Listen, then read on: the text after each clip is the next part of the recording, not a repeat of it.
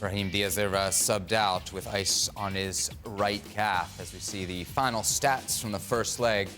Match finished 1-0 to Real Madrid. Good time to welcome into the show our friend and colleague Aage Fjortoft. Jan, we'll get to you in just a second. Let's clear things up. What do we think about that call at the beginning of the game? Oh, technical stuff here with you. Penalty or no? Sorry? Penalty or no? What do you mean penalty? You mean offside? Sorry, should have been a goal or no? Yeah. Well, personally, I think it should have been a goal. I can see where people... Put it one way, if it was against Real Madrid and they'd lost this game, it'd be all over the Madrid papers tomorrow. Oh, conspiracy, UEFA, everybody, they're out to get us.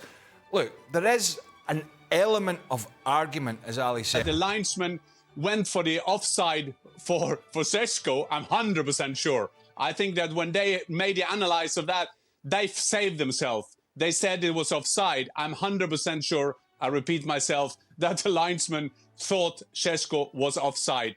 There, Leipzig were robbed. They should have been 1-0 for them, 100%. Generally, not the best performance from Real Madrid. And yet not a surprising performance from Real Madrid. This is, again, best example of one of those matches in which you go, how? Why did they win this game?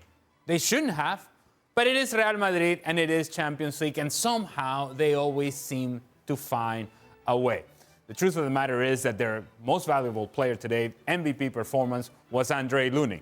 And if indeed your goalkeeper is your MVP, then you must have given opportunities and you must have been absorbing some pressure, which Real Madrid did. Real Madrid did not have control of this match. The strength of this team seems to be in the midfield, and yet today, a guy like Toni Kroos, the game bypassed him because Leipzig had sustained pressure, and whenever Real Madrid got out, they got out in transition. So the game was never under control for Real Madrid. Toni Kroos was never in control of the match for Real Madrid, and therefore the game got stretched. It allowed Real Madrid to get out in transition. It allowed Vini to run freely in the second half and create a couple of opportunities. But on the whole, if you're Leipzig, you're looking at this and go, how did we lose this? How in the world did we lose this? And I'll tell you how they lost it. It's not new. There's a reason as to why Leipzig are outside of the top four right now in Bundesliga, and as to why they've only won one game now in 6 matches since the start of 2024. They have difficulties in front of goal. For all the good things that they do in the attack, for all the chances they create, for all the half chances that they have, guess what? They're not efficient and they're not effective in front of goal. We cover Bundesliga, and let me just tell you, this is the same story that you see from Leipzig every weekend, in which they seem to create chances, they have 15 shots, they have shots on goal, they have opportunities, goalkeeper makes save, they hit the post, they miss chances, they're not effective, they're not efficient.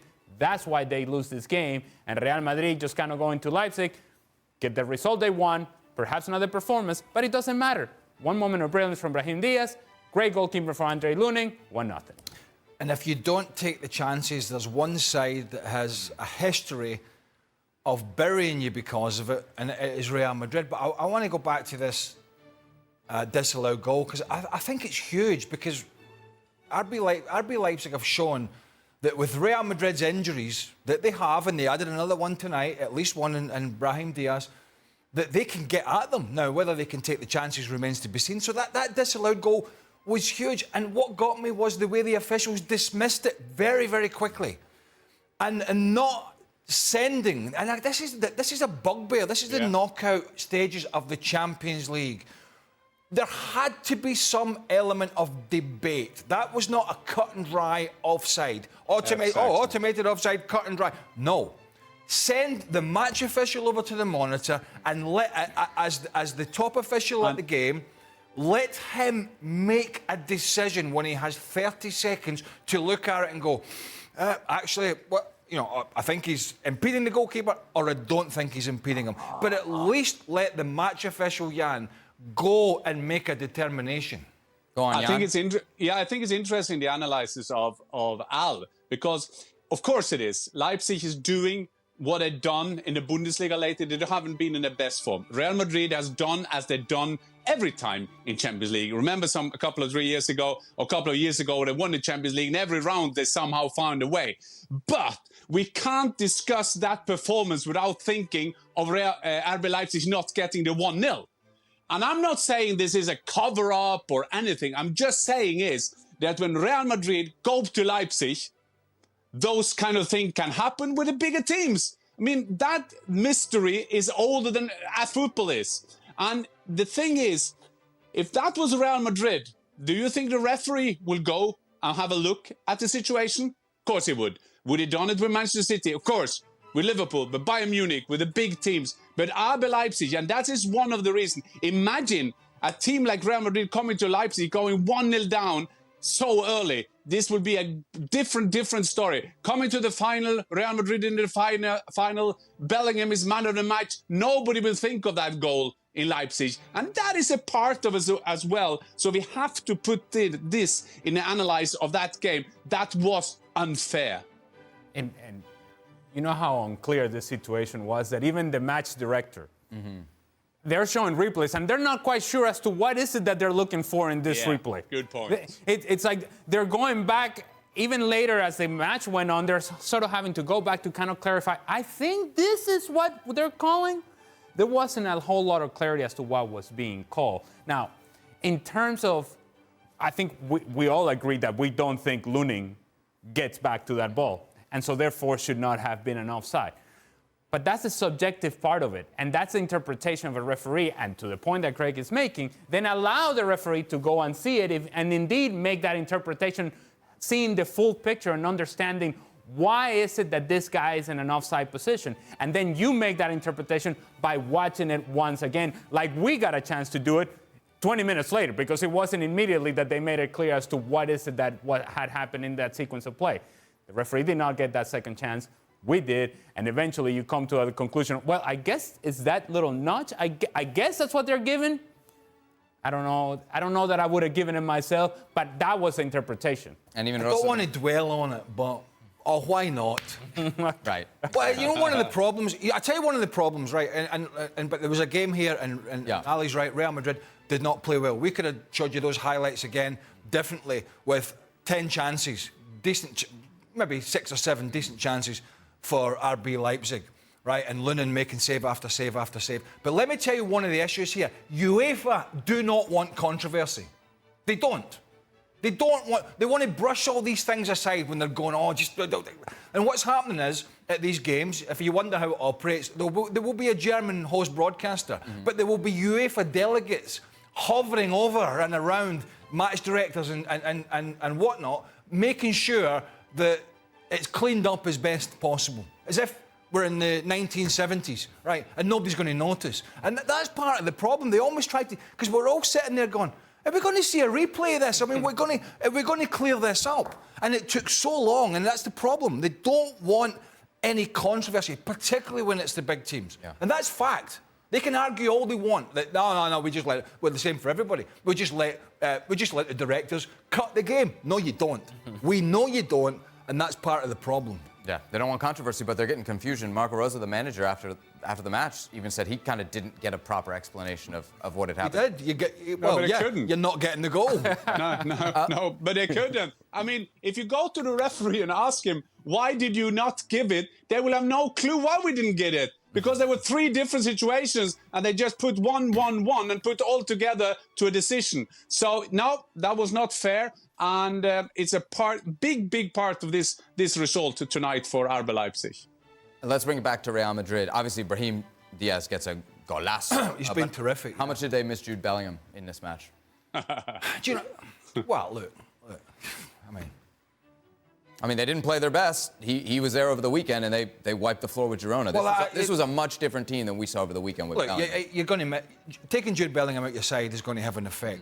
I don't think that's why they played the way they did. I think what they found at the weekend was a Girona team that were almost in awe of the position they were in and were slightly afraid and got outplayed and got tactically, Ancelotti got it right.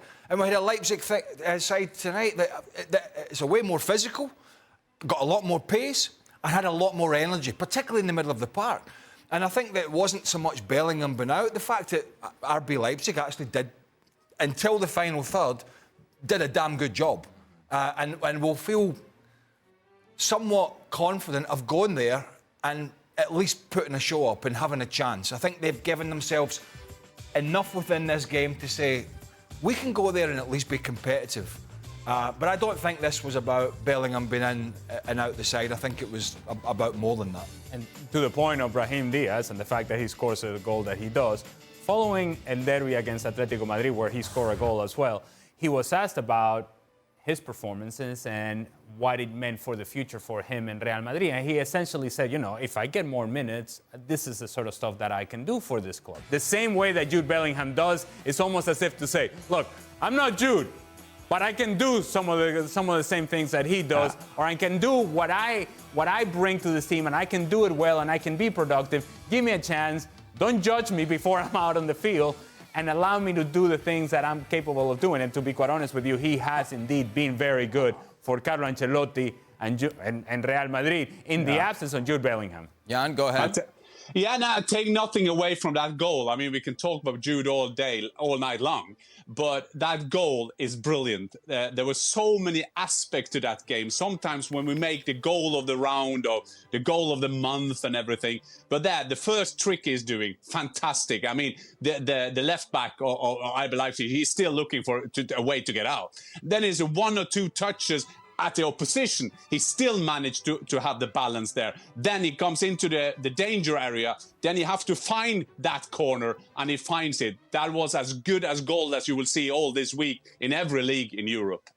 But it's not like it's a surprise from Brahim Diaz. It's been there for, what, 2 to 3 months now at least. Where Yeah, he comes off injured in this game too. Yeah, that's really unfortunate. And you saw at the end there the ice pack on the calf. If you're an extremely positive person, cramp, but I don't think it is. It looks to me as if the way that he pulled up, that he's tweaked something in his calf, and that's not going to be anybody that's had a calf problem, because your whole body weight goes through it and you're pushing off. I don't know, could be a couple of weeks, could be a month. So that's a big blow for him. And I suppose Real Madrid, but they've got other people that can come in. But it's a blow for a player who just looks like he's as confident as anybody pulling on a Real Madrid shirt, that he's going to be out for, as I say, a short period now. We got 3 weeks till the second leg. You giving Leipzig any chance? I'm not. I just don't think that they go to Santiago Bernabeu and are able to match the history of Santiago Bernabeu, and particularly the Champions League history of Santiago Bernabeu and Real Madrid, and what that team becomes in that second leg when they're playing at home. We will see a much better version of Real Madrid at home. That crowd will get behind Real Madrid, and the importance of that goal that was disallowed. If you go 1-1, I give you a fighter's chance. Going down, I just don't see it. Leipzig is a team that has to be able to score goals when are presented with the opportunities, and they haven't been able to do that over the course of the season. I don't think that changes in 3 weeks, and Real Madrid are better than what they were today. In the end, I think Real Madrid goes through. Jan, you